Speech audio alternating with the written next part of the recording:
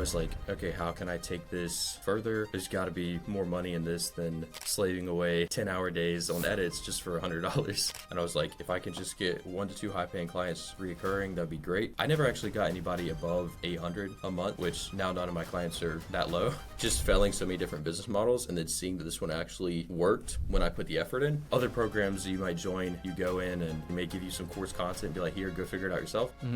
When I joined, I kind of had no experience really with anything but editing. Never had any sales calls before, never tried like managing a team, no outreach ever before, no selling people or anything like that. I wish I would have joined this sooner because if you're just starting, you have to invest in, unless you want to go and spend it, try to figure it out yourself for like 2+ years, which makes no sense. I wanted to hit 10K a month within like a 1-year range. Yeah.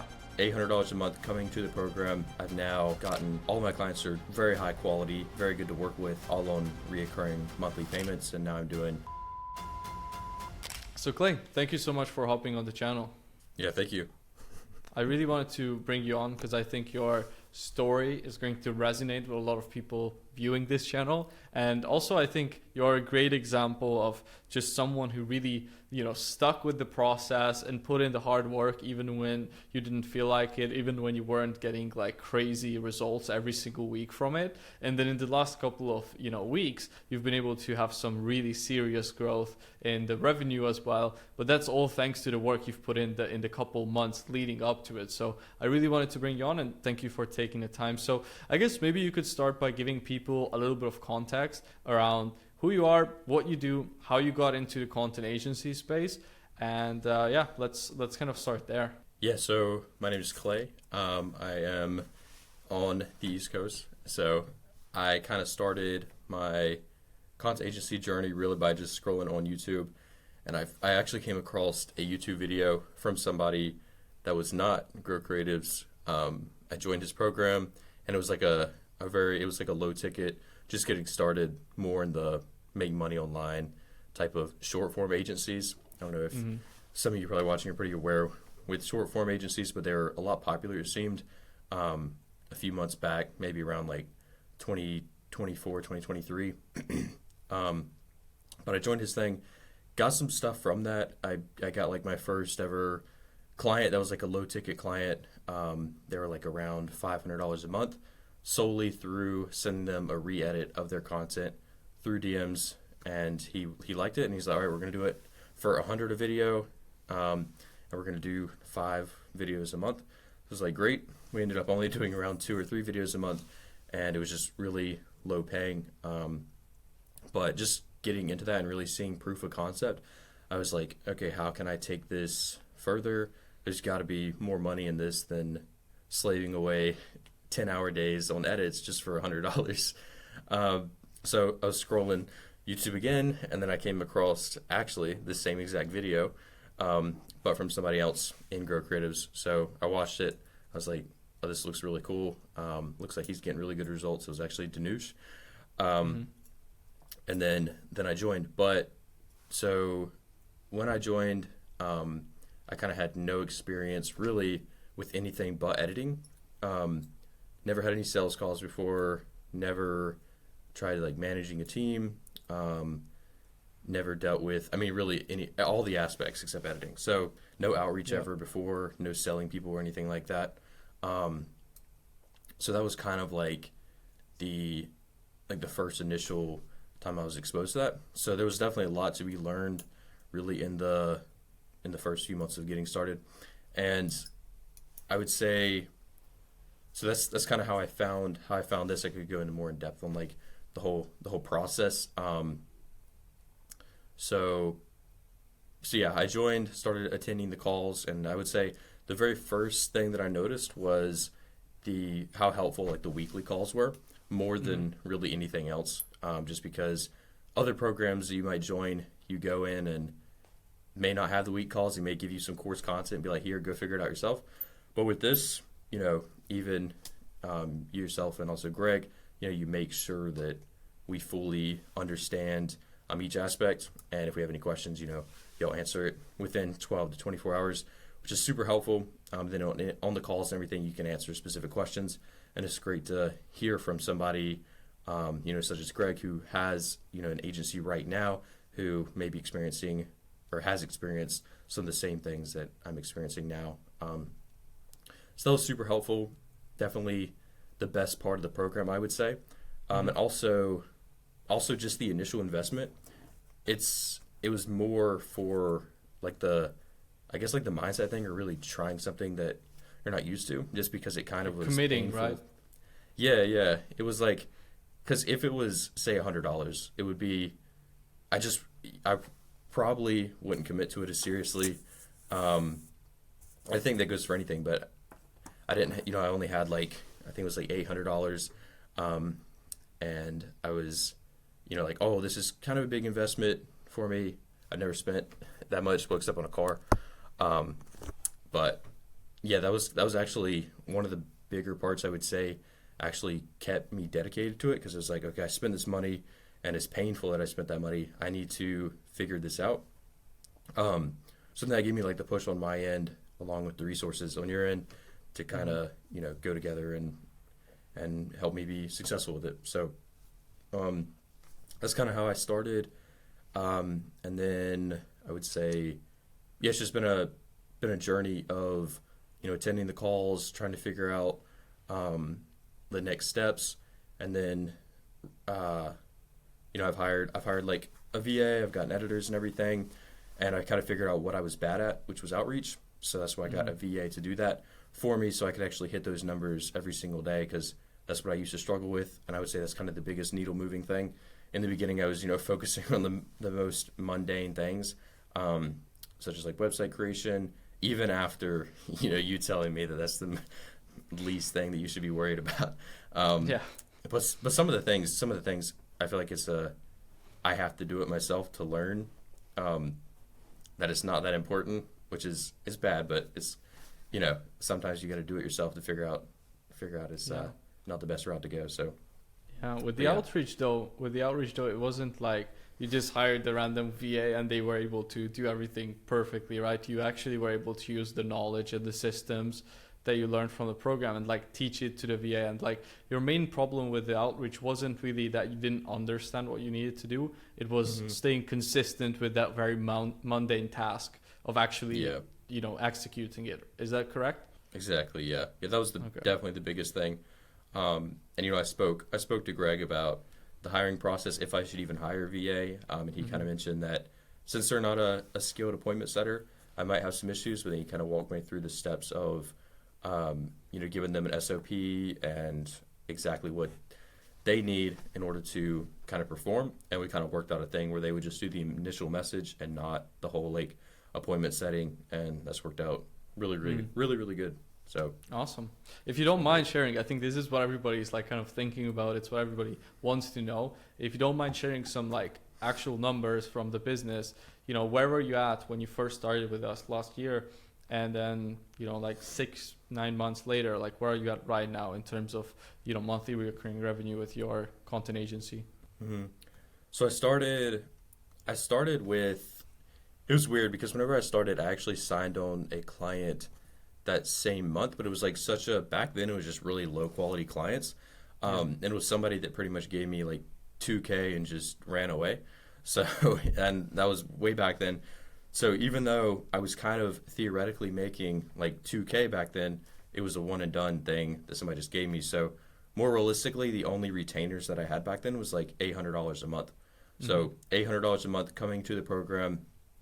And then over the course of really the past few months, I've now gotten, all of my clients are very high quality, very good to work with, all on reoccurring monthly payments. And now I'm doing 9.6K a month. So yeah, so like basically a 10x from the retainer, which is I think really good. Like I know obviously when you look online, you always see everybody doing 100K a month, 500K a month. Like you see these crazy numbers, right? But to do that in a year, and like most importantly, to learn all these skills that you have learned in a year, like you said, with the sales, with the appointment setting, with creating content, right? That you didn't know in 2023 and you acquired them in 2024, like this year you'll be able to still apply those things, but you'll be starting from already a much better position. So I'm hoping to see you by the end of this year at 30, 40K a month even. I think you can do it because you have the work ethic to to achieve it for sure. But that's a really, really, I think, amazing achievement. Because, I mean, how old are you now, Clay? I'm 20, gonna turn Yeah, you're 21 pretty 20. soon. Like, how many guys around you are earning even just that, like 9.6K a month business? Pretty much nobody, right? So, Yeah, true. it's really cool. What would you say were some of the biggest challenges when you were going through this journey? Because obviously, like, it sounds good on this interview when you say it, but in the day to day, it's not pretty. Building a business from scratch is anything but pretty and anything but fun. So maybe you could share a little bit about that, some of the biggest challenges, and also the lessons that those challenges that have taught you in the last 6 to 12 months. hmm Yeah, so I would say the first thing would be, I mean, for me, it was more like the mindset stuff, not really the kind of actions daily, because I feel like really even this whole time I've kind of worked enough on the business per day. I mean, I Mhm. typically do like anywhere from like 7 to 12 hours a day, and that's not really a problem for me because I mean, I enjoy it. It's pretty fun. So it wasn't really anything related to that. I feel like it was more on the mindset stuff, which is what the calls helped with, Mhm. and understanding that any action that I take like today is not gonna come back or represent itself or show itself really until like a month or 2 months later, um, which was huge because even with something like outreach or creating content, um, I always didn't really agree with that because sometimes I would do outreach and get a same call booked the same day. And then the more I did it, the more volume I did, I was like, okay, this is exactly like 1 month later, 2 months later. And even the three I signed, pretty recently, those were all from people I outreached like 2 months ago. So Yeah. it's just that would definitely be a huge thing in terms of mindset that I learned from the calls because I remember kind of asking that when I was going through a rough period in the beginning of getting book calls and not closing them. And looking back on that now, they were just low quality leads, Yeah. and just didn't want to kind of commit to anything at the moment. But yeah, I would say that's definitely a big thing there. Next would be the community inside of Grow Creatives. So having other people who are the same age as you, who are doing more than you, is really really good. I would say Henry for sure. I mean, people watching aren't gonna know who that is, but Yeah, we'll link it in the um, we'll link it in the description, his interview, so they can get to know him. But yeah. but yeah, I was like, I feel like I've kind of been in like competition because we kind of started similar around the same start, and I saw him like skyrocket in like the first few months. I was like, man, this guy's going crazy. But that was just like a push for me too, because like, okay, what are you doing wrong? And that's actually whenever he started getting really good results, I was like, what am I doing wrong? And it was more on the sides of, okay, I need to get a VA, and that's actually when I got a VA, because I realized that I wasn't doing the numbers that I was supposed to be doing with outreach, and that was kind of a big game changer there. And also being able to actually talk to people because I can just DM somebody like such as Danush, who's a lot more ahead of me, and ask him like simple questions of, hey, how's your process of onboarding new clients, and he'll just pretty much send me a Loom recording of his process. So even those aspects there is like really really huge, and I would just say really helpful for anybody just having like a community of people who are doing better than you, even though it's online. It's still super helpful. Mm-hmm. Okay.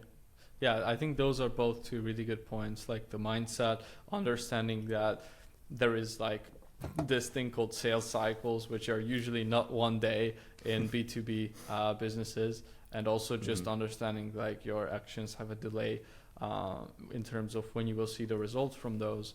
And then the second one, having a community, being surrounded by like-minded people, and also people who are ahead of you a couple of steps. I think that's also huge. And even looking back on my journey, I can totally agree with you that that's something that, for me as well, helped a lot. What were your initial goals when you first joined? What was your expectation? What did you want to get out of the program? And I guess maybe once you covered that, you could also go into like your goals for 2025 and what you're looking to do even better this year. Yeah, so kind of my goals when I joined the program was really just to get like one or two high paying reoccurring clients, especially that summer. So it was like last summer. Hmm. And I was like, if I could just get 1 to 2 high paying clients reoccurring, that'd be great. Because I never actually got anybody above 800 a Hmm. month. Which now none of my clients are that low. So it's really good. And so yeah, it was like 2 clients, and I know. So when I first started, I wanted to hit 10K a month within like a 1 year range. So Hmm. there's definitely still a few months left of that, and I would say even this goal, even hitting like 9.6K is I hit that a lot sooner than I kind of thought I would. Um, I thought I would hopefully hit it exactly exactly at 1 year, but kind of hit that before. But even those things you can't really control, is what I figured out. Yeah. Because I used to think like, okay, I'm gonna set a deadline to hit 10K a month, and it's like you can't really do that. You kind of just have to realize what will get me there, and then all right, I have to do X amount per day, and that will get me there. And if I don't hit it, I mean, I gotta figure out something that I'm doing wrong on my end. But setting kind of money goals was definitely a bad thing I did in the beginning, because Hmm. even just the aspect there, um, I thinking want that a to. certain date, yeah, Yeah, a certain date would change it. I want to go into that a little bit.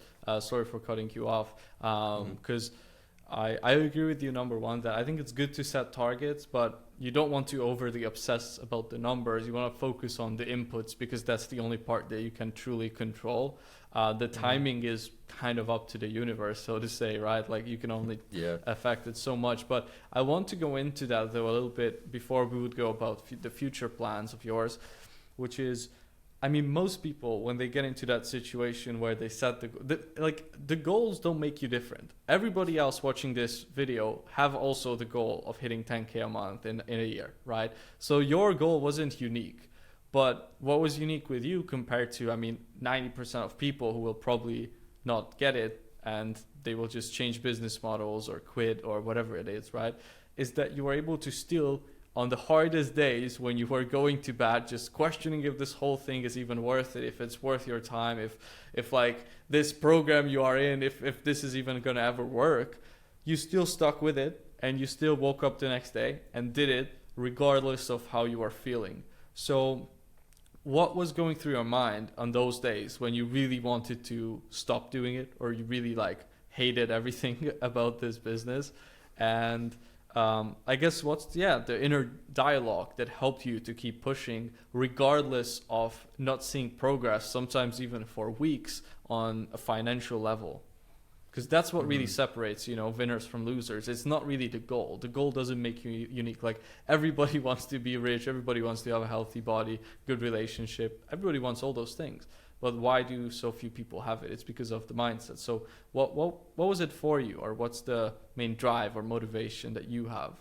Yeah, I would say it's gonna sound kind of crazy, but ever since I kind of started, um, just the overall business model itself to me is very interesting. And Mm-hmm. just the fact of like learning different parts of the business always kept it interesting to me. So there wasn't really, obviously, like I had days that, I was like, oh, I'm not getting results. This is kind of rough, but still, I was just having a lot of fun just overall creating the business. Mm-hmm. And there's just so many aspects that are really fun to me. I would say so. For those days, though, I did a big thing for me was to make sure that I have an hour by hour schedule, because on Mm-hmm. those days I found myself, before doing this, before implementing something like that, I found myself kind of wandering, only doing things that I want to do, such as create content. For me, creating content is the most, like, it's one of the most fun things. Like obviously scripting and everything is not fun, but filming it itself and posting it, editing it myself, my personal content is fun. So even in the beginning, I found myself trying to create too much content without even really doing any outreach or trying to refine certain things with that. And yeah, I would just say overall that was a big thing for me, was to just set an hour by hour schedule for days that I did not feel like doing anything. Mm-hmm. And even just getting on the weekly calls, because some of those days happen, and then I get on the calls and I hear numbers that people, I mean, this is kind of like back to the community thing with it, but people would be like, oh, I just closed certain client for X amount of month. I'm like, and I'm not getting results, like, and then I would realize, okay, I need to get results. I'm gonna go and just, get back to it today. Um, so just that aspect again with like the community is just it's just huge. Like that's definitely the Mhm. best part about Grow Creators, in my opinion. Like the calls and the group aspect is huge. I love it. I love it. And I guess outside of the community and the planning, are there any other Mhm. habits that helped you to build this discipline? Because I think the reason why maybe to you across this journey it didn't feel, maybe you didn't have any moments where you genuinely like wanted to quit or felt super hard. Like you were able to have this discipline across your life and just apply it to this business. So obviously, if you have a bad week, it's like okay, I will keep doing the same thing regardless. You didn't even consider the option of quitting, but most people don't have that, right? So if you look back on your life, do you think there was any like hobbies or sports or anything that happened to you or you have in your life which helped you to cultivate this sort of like grit that you were able to just kind of like effortlessly have applied to your business growth as well? Because it Hmm. must have come from somewhere, right? Like nobody is born being disciplined. I think it's either your upbringing or anything you've done in the past that helped you cultivate it, or even some trauma that helped you like want to escape it in this way. Do you think there was anything like that for you, or not really? I think it was kind of like so. I've tried like many different business models, including trading. Which, if Mm-hmm. anybody has ever traded, you realize how incredibly disciplined you have to be. So, even just going from trading, I actually spent a whole year trying to learn how to trade, which was a complete. I mean, looking back at it now, it's kind of a waste of time. But then again, it made me realize that there are business models that are actually fun. Because day trading to me is such a you go in, you have to be super disciplined for maybe even weeks on and not to take a trade. You have to, go and look at the charts, work like 2 to 3 hours a day. I mean, you could work more just studying the charts over and over again, but really not having success with something as trading for like a whole year and then going into a business model like this where I got, even though it wasn't anything crazy money in the beginning, I got, a few $100s. Just that proof of concept was all that I needed to understand that okay, this works and this is why I'm going to keep going. And it was more on the sides of that rather than I would say discipline. Although I have had discipline, in other aspects such as going to the gym. Been going to the gym for about a year now, and then also I've tried and failed so many different business models. Like I tried drop shipping one time. I mean, I did the trading. I tried iPhone reselling for a time, which was actually going all right until I got um, robbed pretty much. So that Oh was going shit. good. And then what else did I do? Well, actually, so me and my brother actually had a landscaping business when I was like 14, 15. Then I also used to film. I filmed like a wedding, and I also used to work with like an influencer in the area, filming his content, posting to YouTube. And I also used to work on Fiverr. Um, so kind of a lot of things there, just before, just in like the teenage years, I guess. But just failing so many different business models, and then seeing that this one actually worked when I put the effort in, and seeing the proof of concept was definitely the most driving factor to it, and why to me it wasn't a struggle to stay disciplined with it. Hmm. Okay. Yeah, that makes sense. And I also think, by the way, that for example, trading is not actually a business. It's just a income skill if you learn it. Yeah. Because like with a business, right, you should be able to eventually get it to a point where it can kind of run on its own for a week, even without you like doing everything and still generates a revenue and profit. Whereas with trading, like it's completely tied to your time and you having to be on the charts. Like don't get me wrong, I know that some of the best traders in the world make literally tens of millions of dollars in some cases, but obviously that's like such a tiny percent, and most people will never get there. And I'm not saying that against trading, like most people will never get that with any business model, to be fair, but yeah, I would say it's more of a really high income skill rather than like an actual business model, right? Hmm. But anyways, I think we covered a lot of good stuff already. Looking back, what would you say, like, I know it's a cliche question, but if you could talk to either the viewer who's watching this and maybe is in the same shoes that you are in, where maybe they had like one or two clients who pay them a few $100 a month, but or maybe they have a full-time job right now, they're trying to start up a business like this, what would you tell to them if you look back? What would be the best, I guess, piece of advice or plan of attack that you would give to that person if you had to give some advice or if they were asking you? I would say the main thing would be to, whenever you just go getting started, you have to understand that you're not going to know as much as the higher players are. So just comparing yourself to them, although it's a good target, you shouldn't compare yourself exactly to them because that's something that I was doing. And also investing really in the right education is super essential. That's something that before, like I wish I would have joined this sooner because yeah, I joined that lower ticket community talking about, how to create like a short form agency. But even with that, it just wasn't enough for me to kind of stay dedicated. And it wasn't, it wasn't mentors like you, Vince, or Greg, who are miles ahead of me.